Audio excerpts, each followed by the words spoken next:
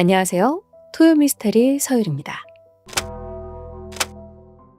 2020년 3월 22일 새벽 3시 20대 여성 페이 씨와 그녀의 남자친구는 잠을 자던 중에 갑자기 풍기는 역한 냄새에 눈을 떴어요. 그녀가 살던 아파트는 좀 오래되다 보니까 배수구가 한 번씩 역류하면서 악취를 풍기곤 했거든요. 남자친구는 짜증을 내면서 일어났고 변기물을 연신 내리기 시작했는데요. 그런데 이게 꽉 막혔는지 좀처럼 내려가질 않았어요. 냄새는 더욱더 역겨워지기 시작했고 엎친 데 덮친 격으로 찌꺼기까지 역류하고 있었죠. 누가 음식물을 변기에 버렸는지 자세히 보니까 삶은 고기 조각들이 보였어요. 페이 씨는 짜증을 억누르면서 더러워진 화장실을 청소하고 있는데 순간 좀 쎄한 기분이 들었습니다. 고기 조각 군데군데에 웬 털이 박혀 있는 거예요. 이거 뭐지? 강하게 이질감이 들었습니다. 음식물 쓰레기로 보기에는 조각들의 양이 좀 지나치게 많은 거예요. 이거 도저히 안 되겠는데. 페이 씨는 혹시나 하는 마음에 경찰에 신고를 접수합니다. 그리고 얼마 후 현장에 도착한 경찰들 또한 고개를 갸우뚱거렸죠.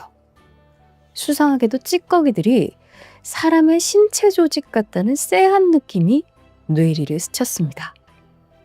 얼마 후에 배관공이 도착하면서 본격적으로 하수구 조사가 시작되는데요. 펌프를 가동시키자 고기 조각들이 막 화수분처럼 올라오더라고요. 그 당시에 건져 올린 조각만 무려 2,368개. 수사에 앞서서 경찰은 먼저 정밀 분석을 의뢰합니다. 한편 다른 경찰서로 한 통의 신고 전화가 걸려왔어요. 40대 여성인데 남편이 실종됐다며 도움을 요청하고 있었죠. 그 당사자는 51살의 러위안젠. 그는 제1인민병원 정형외과 과장이었습니다. 이틀 전인 3월 20일 아내는 밤늦도록 남편을 기다리고 있었어요. 퇴근 시간을 훌쩍 넘겼는데 남편이 집에 오지 않았고요. 몇 차례 전화를 걸었는데 받지 않아요. 신고를 하려는데 남편한테 문자가 왔어요. 다른 지역으로 긴급하게 수술을 나와서 이틀 동안 집에 갈 수가 없대요. 그런데 아내가 문자를 읽자마자 좀 이상한 거예요. 이 남편이 이럴 사람이 아닌데? 남편이 20년 가까이 의사 생활을 했는데 파견 수술 같은 걸 한 번도 나간 적이 없거든요. 응급수술이라도 귀찮아서 안 갈 사람인 거죠. 결국 다음날 아내가 확인차 병원에 전화를 걸었는데 역시나 남편에겐 그런 일정이 없었습니다. 그런데 더 큰 문제는요. 그가 현재 무단 결근한 상태란 점이었어요. 뭔가 심상치 않음을 느낀 아내는 바로 경찰에 실종 신고를 한 상황이었죠. 마침 남편이 일하던 제1인민병원은 화장실이 역류했던 아파트에서 100m 떨어진 아주 가까운 거리에 있었습니다. 두 사건을 접수한 경찰은 직감적으로 뭔가 연관이 있다고 느꼈는데요. 네, 그렇습니다. 시신 조각과 실종된 러위안젠의 DNA를 대조하자 결과는 100% 일치. 이렇게 피해자의 신원이 밝혀지며 수사는 급물살을 타기 시작하는데요. 경찰은 CCTV를 통해 러위안젠의 마지막 행적을 조사하기 시작합니다. 3월 20일 밤 10시 문제의 아파트에 그가 들어오는 모습이 포착됐습니다. 정확히는 페이 씨의 위층에 살고 있는 25살 러펑핑의 집으로 들어간 거죠. 그녀 또한 제1인민병원 간호사였는데요. 다음날 아침 8시 러펑핑은 출근을 위해서 혼자 집을 나선 게 확인됩니다. 그 앞뒤로 러위안젠의 모습은 전혀 보이지 않았고요. 이뿐만 아니라 러위안젠의 계좌를 확인해 보니까 98,000위안, 한화로 1,900만 원 정도가 러펑핑의 계좌로 이체된 게 확인이 돼요.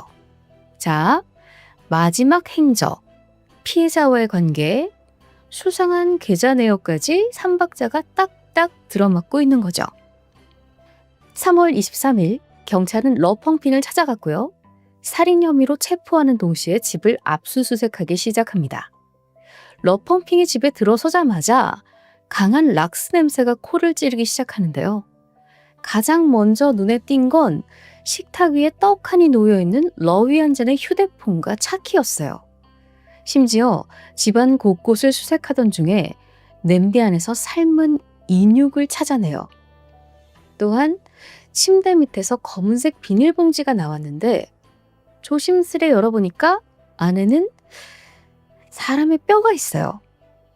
자, 상황을 좀 유추해보자면 피해자를 살해한 후에 뼈와 살을 분리하고 냄비에 삶아서 하수구에 유기한 거죠. 정말 방식이 충격적인데 또 이걸 모두 25살 젊은 여자가 그랬다고요? 신문이 진행되는 내내 러펑핑은 도무지 입을 열지를 않았습니다. 경찰이 윽박도 지르고 설득도 해봤지만 전혀 통하질 않아요. 자, 그럼 여기서 잠시 러펑핑의 과거에 대해서 짚고 넘어가 볼게요. 러펑핑, 그녀는 가난한 농촌 지역 출신이에요. 맏딸이고요. 아래에 2명의 동생이 있었죠. 아버지는 세 아이를 먹여 살리려고 1년 내내 아주 성실하게 일했습니다. 하지만 살림은 늘 빠듯했죠. 게다가 어머니가 아프셔서 병원비도 많이 들었대요. 러펑핑은 부모를 대신해서 집안일을 도맡았고요. 동생들까지 살뜰하게 보살폈어요. 틈틈이 집안의 농사도 도왔고요. 그런데 이 와중에 공부도 잘했어요. 중학교 내내 상위권을 유지하면서 수상 경력 또 상장으로 집안이 도배될 정도였어요. 그렇게 잘 자란 러펑핑은 좋은 대학교에 가서 이 집안을 멱살을 잡고 일으키고 싶었는데 하지만 현실은 녹록지가 않았습니다. 일단 집이 너무 가난해서 고등학교조차 갈 수가 없었습니다. 참고로 중국은 고등학교가 의무교육이 아니다 보니까 경제적인 이유로 포기하는 경우가 더러 있다고 합니다. 별 수 없이 러펑핑은 고등학교 대신에 국가의 지원을 받아서 직업학교를 선택했고요. 3년간 보건교육을 이수한 후에 간호사 자격증을 취득합니다. 그리고 이후에 제1인민병원 취업에 성공해요. 그렇게 꿈을 이루나 싶었는데요. 하지만 간호사로서의 삶도 쉽지가 않았습니다. 3년간 모든 과를 돌면서 순환 근무를 했는데요. 밤낮이 바뀌는 건 기본이고요. 정시 퇴근은 꿈도 꿀 수가 없었어요. 그런데 문제는 또 업무 강도에 비해서 급여가 고작 150만 원 정도밖에 되질 않았습니다. 또 집이 가난했다고 했잖아요. 월급 대부분을 가족에게 송금하고 나니까 30만 원 정도가 남는 거예요. 그걸로 한 달을 버티니까 얼마나 쪼달리며 살았겠어요. 하루하루 스트레스는 쌓여가는데 해소할 방법은 없죠? 동기끼리 종종 저녁 식사를 했는데요. 이마저도 러펑핑은 돈이 없어서 참여를 못했다고 합니다. 외롭고 고립감도 느끼고 그녀는 미치기 일보 직전이었습니다. 바로 이때 러펑핑에게 도움의 손길을 내민 사람이 있었어요. 바로 러위안젠이었어요. 그는 2019년 11월부터 2020년 3월까지 약 4개월간 4천만 원에 가까운 거금을 그녀에게 빌려줬다고 합니다. 사태를 여기까지 파악한 경찰은 또다시 러펑핑을 강하게 압박했습니다. 자, 이렇게 되면은 러위안젠은 너의 인생의 은인이 아니냐. 그런데 왜 이렇게 그를 잔혹하게 죽인 것이냐. 우리가 모르는 사정이 있는 것이냐. 아니, 제발 말을 좀 해라. 여전히 입을 꾹 다물고 있던 그녀. 돌연 은인이란 단어에 반응을 합니다. 그리고는 얼굴이 일그러지기 시작했죠. 당신들은 아무것도 몰라. 난 오랫동안 그놈을 찢어 죽이고 싶었다고. 그렇게 흥분한 러펑핑이 입을 떼기 시작합니다. 러펑핑이 간호사로 일한 지 2년째 되던 2019년 6월, 러펑핑은 동료 간호사 이엔과 친해지게 됩니다. 그런데 이엔은 러펑핑과 비슷한 월급을 받는 동료인데도 불구하고 돈을 물 쓰듯이 쓰고 있더라고요. 남자친구와 고급 레스토랑에 자주 가고요. 호텔 데이트도 자주 즐기고요. 월급으로는 꿈도 못 꿀 명품 가방도 몇 개씩 사요. 러펑핑은 대체 이엔이 돈이 어디서 나는지 의문이 들기 시작했어요. 금수저도 아닌데 말이에요. 결국 며칠간 이엔을 조른 끝에 그 이유를 알아냈는데 바로 온라인 도박이었죠. 럭키 에어십이라는 게임이었는데요. 방법은 간단했습니다. 당첨 번호를 맞추면 원금의 2배가 지급되고요. 반대로 틀리면 돈을 다 잃는데요. 이걸로 돈을 벌었다고?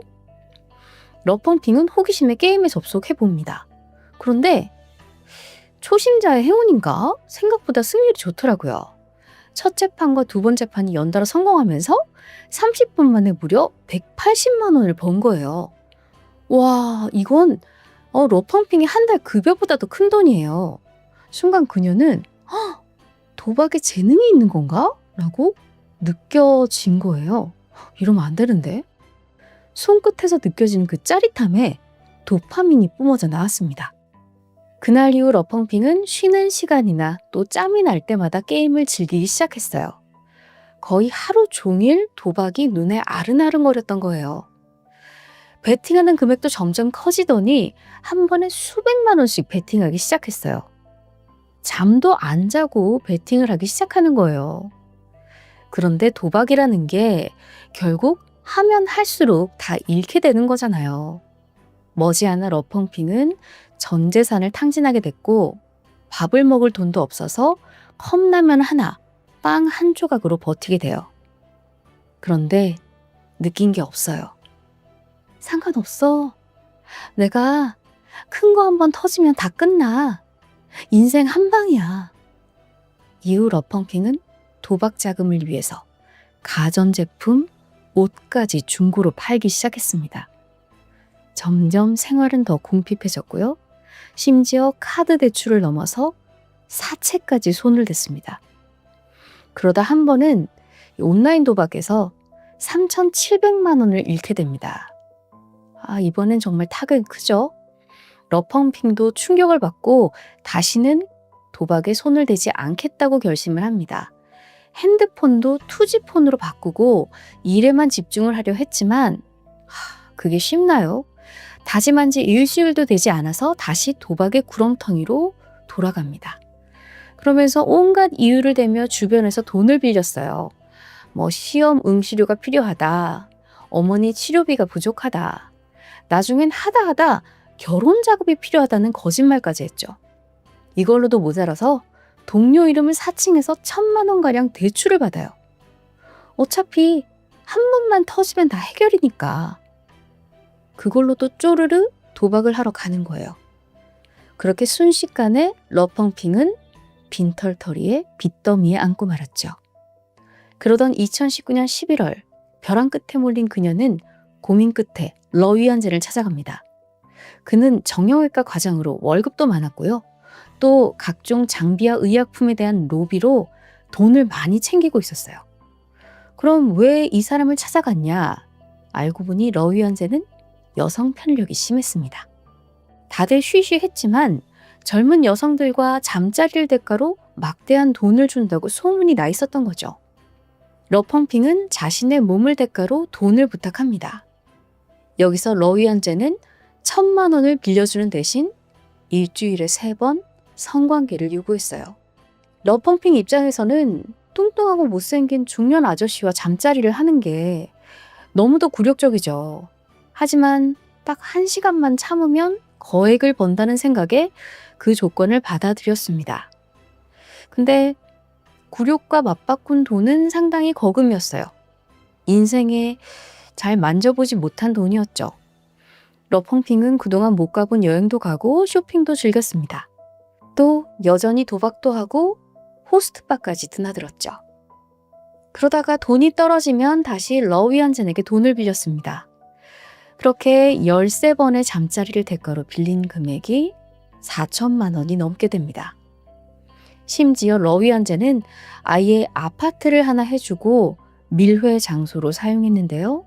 그 아파트가 바로 러펑핑이 살던 살인사건이 발생한 그 아파트였습니다.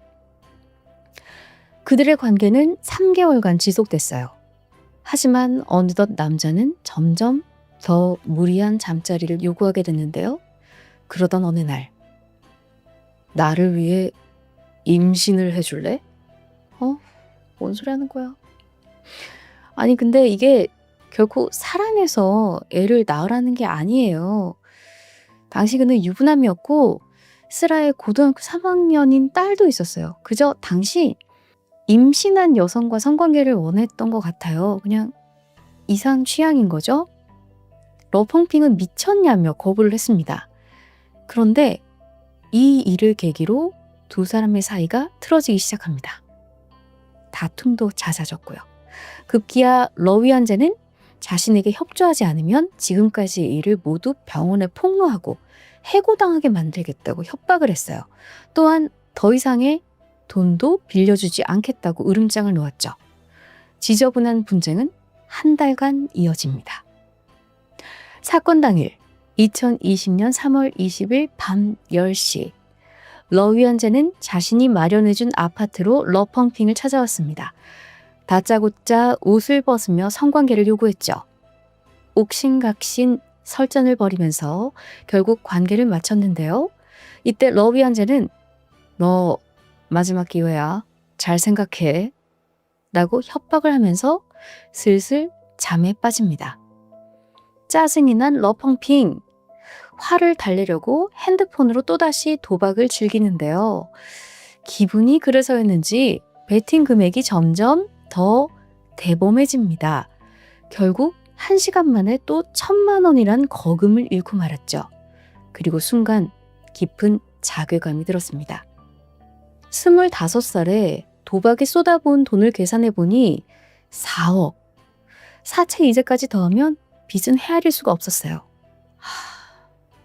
나 어릴 때만 해도 야무지고 성실하고 가족들이 자랑이었는데 어쩌다 이렇게 됐을까?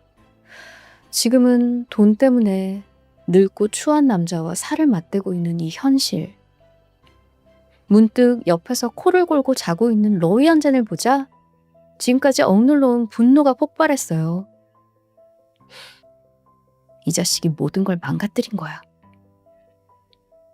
새벽 1시, 러펑핑은 옆에 있던 노트북의 충전 케이블을 집었고요. 그대로 남자의 목을 졸랐습니다.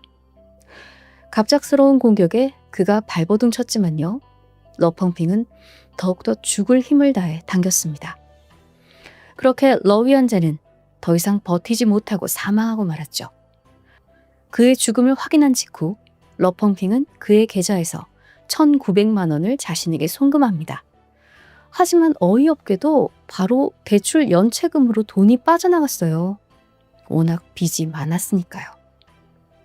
그러자 분노한 러펑핑, 죽은 러위안젠의 얼굴을 수차례 가격했습니다. 화를 여기에 푼 거예요. 이어서 남자의 명의로 카드 대출을 받으려 했지만 이 또한 안면 인식 때문에 실패합니다. 여러 시도로 지친 러펑핑, 일단은 시신 옆에서 잠이 들었고요. 다음날 아침 태연히 병원에 출근합니다. 하지만 머릿속에는 시신을 어떻게 처리할지 방법을 모색하고 있었습니다. 저녁 7시 집에 온 그녀, 일단 시신의 뼈와 살을 분리합니다. 그리고 모두 잘게 토막을 냈는데요. 다음으로는 집에 있는 냄비를 모두 꺼내서 시신을 삶기 시작했죠. 이후 조각들을 변기와 싱크대, 세면대에 무작정 흘려보냈고요. 뼈는 침대 아래에 숨겼습니다. 나름 철두철미하게 은닉한 듯 했지만요. 미처 생각하지 못했던 게 있었습니다. 한꺼번에 많은 살점들이 배수관을 타고 내려가니까요. 결국 아랫집 변기가 막힌 거예요. 그리고 그 덕에 러펑핑의 엽기 범죄가 만천하에 드러나게 되었고요. 살인 및 절도 혐의로 기소된 그녀, 살벌한 재판대에 서게 됩니다. 아시다시피 중국은 형량이 대단하잖아요. 과연 어떤 판결을 받았을까요? 2020년 10월에 열린 1심에서는 그녀에게 사형이 선고됩니다. 또한 피해자에게 빼돌린 9만 8천 위안을 유족에게 배상하라는 명령도 떨어지는데요. 이 판결에 러펑핑 즉각 항소합니다. 살인은 인정하지만 분명히 이 사건엔 감형 사유가 존재한다고 주장했어요. 피해자는 4천만 원을 빌려주는 대신에 주 3회 성관계 이외에도 이자로 2천만 원을 요구했다고 합니다. 이건 일종의 고리대금인데 이로 인해서 자신이 너무 큰 스트레스를 받았고 극단적인 시도까지 했었다라는 눈물 어린 호소를 합니다. 심지어 그 남자가 자신의 사생활까지 통제하는 바람에 죽기 직전에 고통을 느꼈다라고 털어놓죠. 하지만 이 주장은 모두 러펑핑의 거짓말이었습니다. 고리대금에 가까운 이자를 붙인 건 맞았지만 극단적인 시도나 스트레스가 있었다는 건 증명할 수 없었고요. 무엇보다 그녀는 대부분의 시간을 온라인 도박으로 보낸 게 확인이 됩니다. 그렇게 감형 시도는 실패로 돌아갔죠. 그리고 2023년 2월 사형이 집행됩니다. 러펑핑은 죽는 순간까지도 전혀 반성을 하지 않았는데요. 죄에 비해서 형량이 너무 무겁다고 아직 어린 나이에 죽고 싶지 않다고 고래고래 소리를 질렀습니다. 그런다 해도 법의 엄중함을 피할 수 없었죠. 마지막으로 성실한 장녀였고 멋진 간호사가 되고 싶었던 25살 평범한 여성을 이렇게까지 만든 건 과연 무엇이었을까요? 아마 도박이 아니었을까 싶습니다.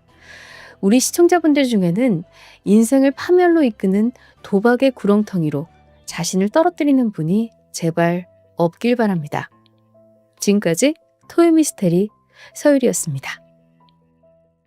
안녕하세요. 토요미스테리 디바제시카입니다. 지난 2023년 9월 관광차 일본을 찾은 한국인 A씨는 도쿄의 유명한 번화가 긴자에서 한 고급 식당을 방문합니다. A씨가 음식을 주문했고 종업원에게 얼음이 없는 물을 좀 달라라고 요청해서 받게 돼요. 그런데 이 물을 첫 모금 딱 마신 순간 A씨 코에 굉장히 역한 냄새가 올라오는 겁니다. 곧장 종업원에게 항의를 했죠. 그런데 이때 네, 다른 물 드릴게요. 이렇게 태연한 대답만 돌아오는 겁니다. A씨는 분명 이 물에 뭔가 탄 거다라고 직감했거든요. 그래서 직접 식당 주방을 찾아가서 따지게 됩니다. 그랬더니 그제서야 종업원이 충격적인 사실을 인정하게 되는데 자기가 실수로 청소용 락스물을 물 대신 내놨다는 거예요. 뭐예요? 그럼 A씨가 지금 아까 그걸 락스물을 마신 거 아니에요? 이후 그는 극심한 고통과 함께 구역질을 시작했어요. 곧장 대학병원으로 이송이 되었고 거기서 급성 식중독을 진단받게 되죠. 이거 자칫하면 더 큰 사고로 이어질 뻔한 아주 아찔한 상황이죠. 해당 식당 측은 이게 실수라고 주장했습니다. 하지만 A씨 측 입장에서는 락스 세제통과 물병이 모양과 크기가 전혀 다른데 이게 혼동이 된다는 게 말이 되냐? 라는 입장이었습니다. 이후 식당은 나흘간 영업 정지를 받았고 현재는 정상 영업 중으로 알려져 있습니다. 과연 그날의 일이 정말 실수였는지 아니면 종업원의 의도된 일이었는지 그 진실은 당사자만 알고 있겠죠. 그런데 사실 일본에서 이 같은 세제 사고가 발생한 건 이번이 처음이 아닙니다. 심지어 사고가 아니라 명백한 범죄 행위가 벌어져서 그 파장이 어마어마했어요. 과연 무슨 일이 있었던 걸까요? 일본 가나가와현 요코하마시에 위치한 오우구치 병원. 이 병원은요, 일반적인 환자가 오는 곳은 아닙니다. 나이가 지긋하신 고령의 분들이나 또는 몸을 잘 움직일 수 없는 중증 환자들이 찾는 요양병원이에요. 그런데 지난 2016년 가을 무렵 여기에서 기이한 현상이 시작되었죠. 매주 토요일만 되면 평소보다 조금 더 많은 수의 환자들이 사망하는 겁니다. 물론 병원에선 사실 이 병원은 또 노인과 중증 환자가 많은 곳이잖아요. 사망자가 나오는 건 일반적이에요. 그래서 처음에는 의료진과 관계자들이 이상함을 전혀 느끼지 못했죠. 하지만 유독 그 해에 오구지 병원에서 많은 수의 환자들이 세상을 떠났습니다. 2016년 7월 1일부터 9월 20일까지 겨우 3달 남짓한 기간만 하더라도 무려 48명의 환자가 병원에서 죽음을 맞이했어요. 근데 또 이상한 점이 있죠? 이 환자들의 상당수가 오구치 병원 4층에 머물던 환자들이었던 겁니다.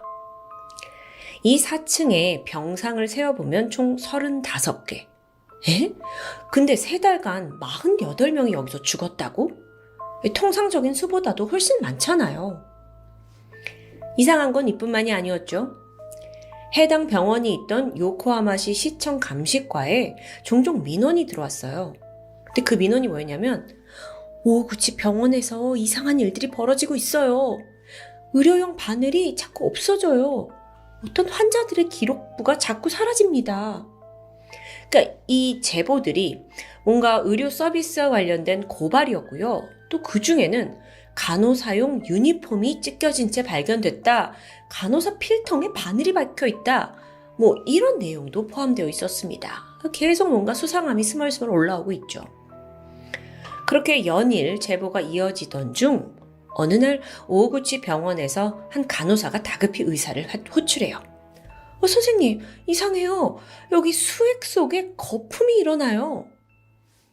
간호사에 따르면 환자의 그 링거 수액을 교체해 주려던 순간 실수로 수액이 든 그 팩 아시죠? 그 팩을 떨어뜨린 거예요. 근데 바로 그때 이 비닐팩 안에 들어있던 용액이 막 갑자기 보글보글보글 거품을 일으키기 시작합니다. 어라? 이건 분명 일반 수액인데 거품이 왜 끌어나지? 간호사가 수상하게 여겨서 서둘러 보고를 했던 건데요. 의사는 경찰에 즉각 수사를 의뢰했고 그 결과 이 링거백 안에 디아미톨이라는 성분이 확인됩니다. 디아미톨이 뭐냐면 쉽게 말해서 계면활성제인데요. 네, 세제 성분이요. 그러니까 이게 무슨 일이 있어도 수액에는 절대로 들어가선 안 되는 물질인 거죠. 당시 오구치 병원에서는 의료용 도구를 세척하기 위해서 디아미톨 성분이 들어간 세척제를 사용하고 있긴 했어요. 그럼 누군가 이 세제를 환자들 몸에 투여할 링거 수액 속에 섞어둔 거라는 거예요. 물론 여러분, 계면활성제, 이건 일상 속에서도 우리가 쉽게 접할 수 있는 성분이긴 해요. 우리가 쓰는 샴푸, 비누, 심지어 치약 속에서도 소량 들어있어요. 하지만 이게 주사기를 타고 혈관으로 직접 들어온다? 그럼 말이 완전히 달라집니다. 심장에 무리를 줘서요, 빠르면 한두 시간 내에 사망에 이를 수도 있는 아주 치명적인 성분이에요. 즉, 링겔에다가 계면활성제를 섞은 누군가, 그 사람은 직접적으로 환자의 죽음을 의도했다고도 볼 수 있는 거죠. 경찰은 여기까지 알아낸 직후 바로 병원을 폐쇄하고 이 링겔의 전수조사를 실시했습니다. 그랬더니 상황이 더 심각해요. 보관하고 있던 미사용된 수액 50개 중에 무려 10개에서 이 디아미톨이 주입되어 있는 게 확인된 겁니다. 지금 보시는 이 사진처럼 아마 여러분도 링거백을 한 번쯤 병원에서 맞아보거나 본 적이 있으실 겁니다. 아래쪽에는 의료용 튜브를 꽂을 수 있게 이렇게 입구가 나 있죠. 보통 이걸 고무마개로 막아두고요. 근데 범인이 바로 이 마개에다가 얇은 주사바늘을 넣어가지고 구멍을 내서 세제를 주사한 거예요. 자, 경찰로서는 우선 이 세제 링거로 혹시 죽은 사람, 목숨을 잃은 사람이 있는지 파악하는 게 중요합니다. 그래서 막 기록을 뒤져봤죠. 그랬더니 딱 이틀 전인 9월 20일에 88살의 남성 환자가 사망을 했더라고요. 그의 이름은 야마키 노부오. 즉각 시신을 부검합니다. 그러자 시신에서 디아미톨 성분이 나와요. 링거백에 있던 그 성분이요. 뿐만 아니라 다시 그로부터 4일 전인 9월 18일에 80대의 니시카와 씨가 비슷한 증상으로 사망한 게 확인됩니다. 또 6일 전인 9월 16일에 70대 오키츠 씨가 유사한 증상을 보이면서 사망했다는 기록이 있어요. 그러면서 이 병원 관계자들도 그래요. 최근 들어서 저희 병원의 사망자 수가 급격히 늘었어요. 라는 점을 떠올리게 돼요. 처음에는 뭐 하루에 1명씩 죽었는데 그러다 점점 하루에 2명, 3명이 되더니 나중에는 하루에 무려 5명이 죽는 날이 있더라고요. 이러는 겁니다. 이상하죠? 본격적인 수사가 시작되었는데요. 아니, 여러분, 다른 것도 아니고 링거에게다가 어떻게 세제를 넣을 수가 있냐고요. 자, 그런데 경찰의 입장에서는 용의자를 추려내는 게 결코 쉽지 않았습니다. 왜냐면 우선 이 디아미톨이라는 게 병원 이곳저곳에서 소독을 위해서 자주 사용하던 성분이잖아요. 그러니까 뭐 이 안에 있는 사람이 저지른 일이겠지만 누구나 마음만 먹으면 너무 쉽게 손에 얻어서 바로 링거에다 주사를 할 수 있거든요. 게다가 요양병원의 특성상 환자가 사망하는 건 어찌 보면 당연한 일이었기 때문에 이 사람이 환자가 죽고 나서 부검을 하는 일이 거의 없었던 거예요. 고인들의 유가족 또한 굳이 부검이요? 아니요. 저희 바로 화장하고 장례할게요. 이런 식이었고요. 이렇다 보니 가해자뿐만 아니라 지금 피해자가 누구인지 파악하는 것도 힘든 상황입니다. 그래서 경찰이 이때 그나마 아직 장례를 치르지 않은 사망자들의 시신을 대상으로 부검을 진행하게 돼요. 앞서 야마키 씨의 그 부검에서 나왔죠? 그리고 니시카와 씨의 체내에서도 성분이 검출됩니다.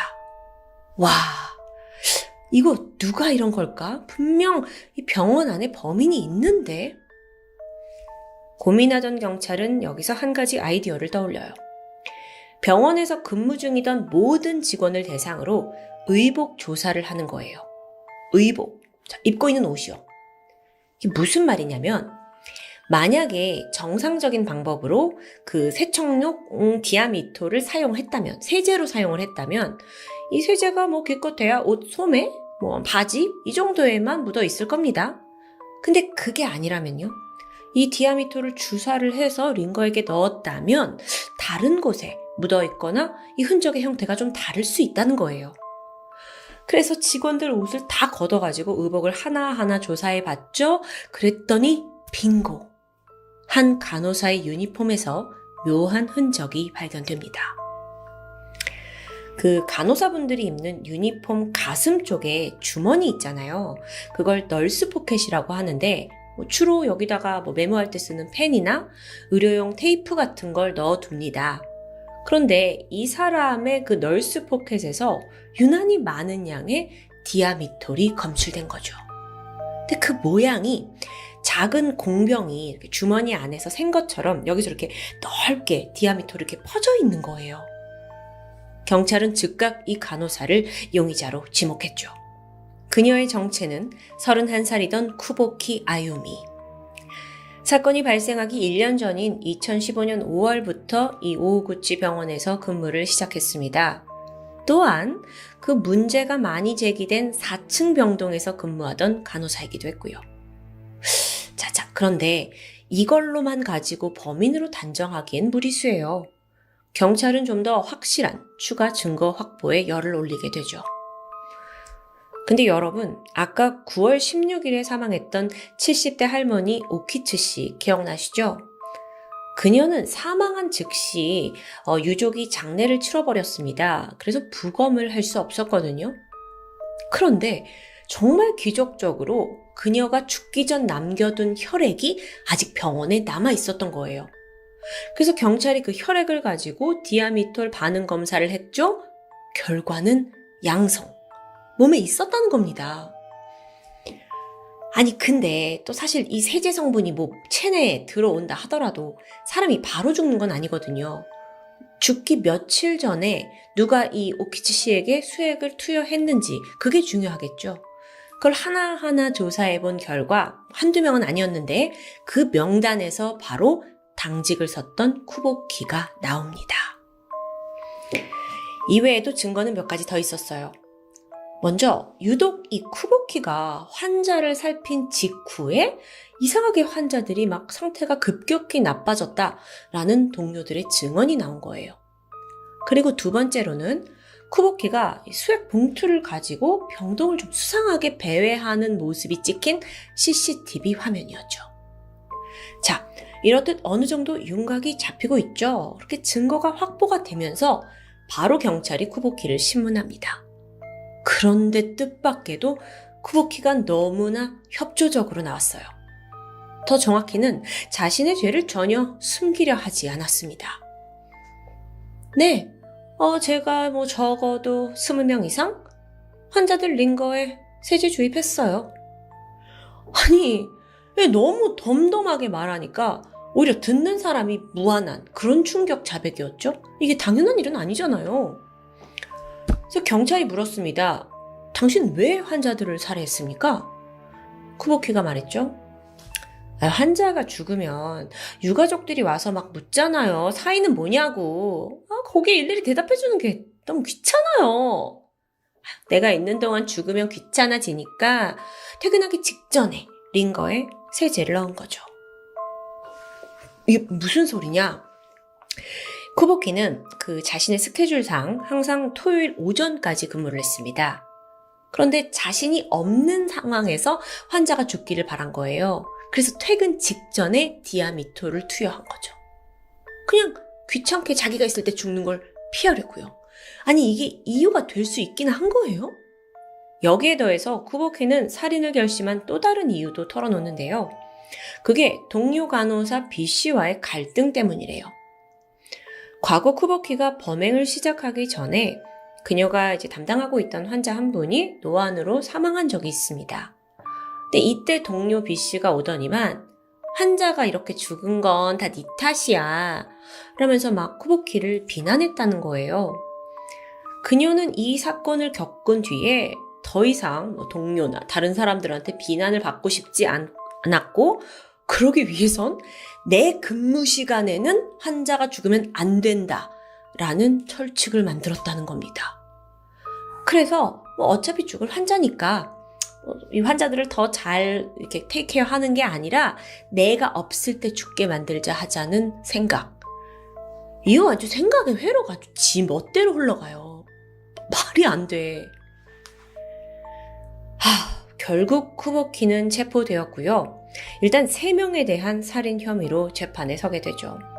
근데 사실 아까 자기 입으로 그래요, 내가 20명도 넘게 했잖아요. 근데 이게 또 다 밝혀내기가 힘듭니다. 시신은 대부분 화장된 상태였으니까요.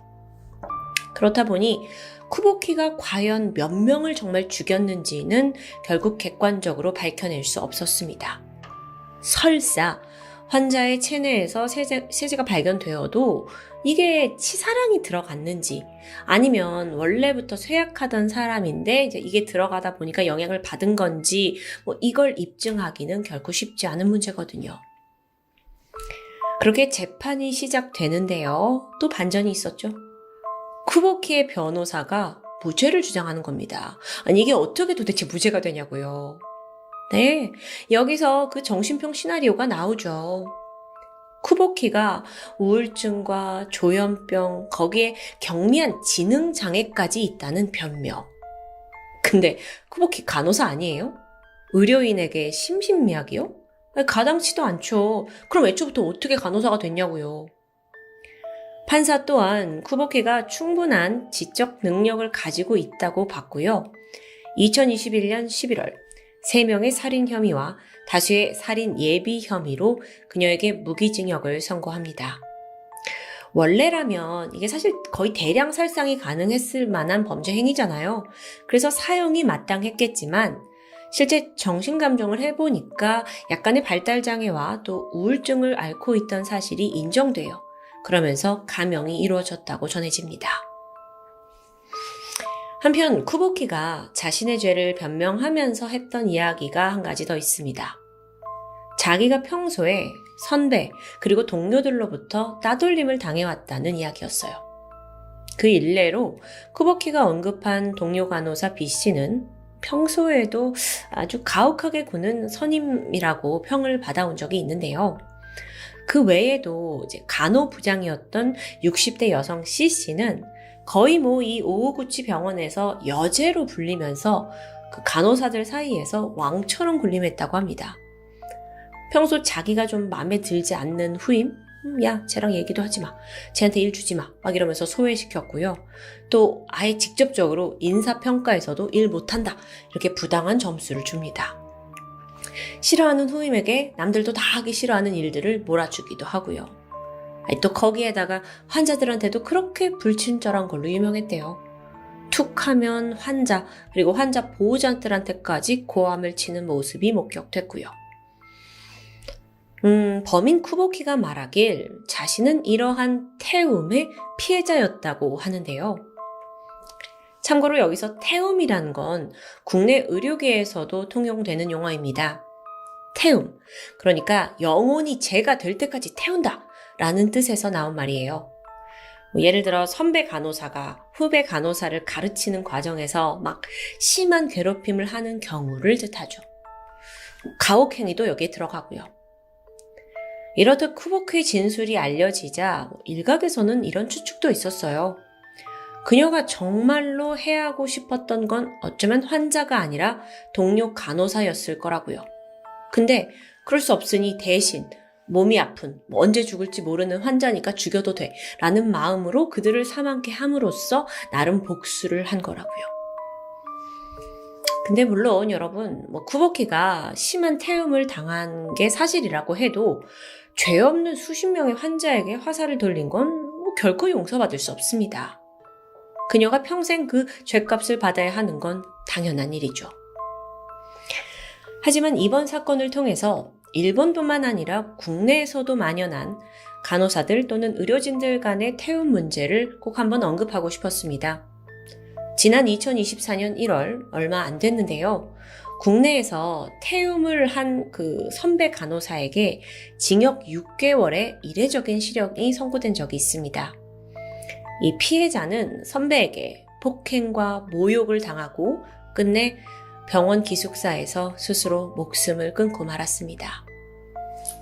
누군가를 의도적으로 괴롭히고 인격적으로 모독하는 건 그 어떠한 핑계로도 용납되지 않는다는 걸 모든 이들이 깨닫길 바랍니다. 지금까지 토요미스테리 디바제시카였습니다.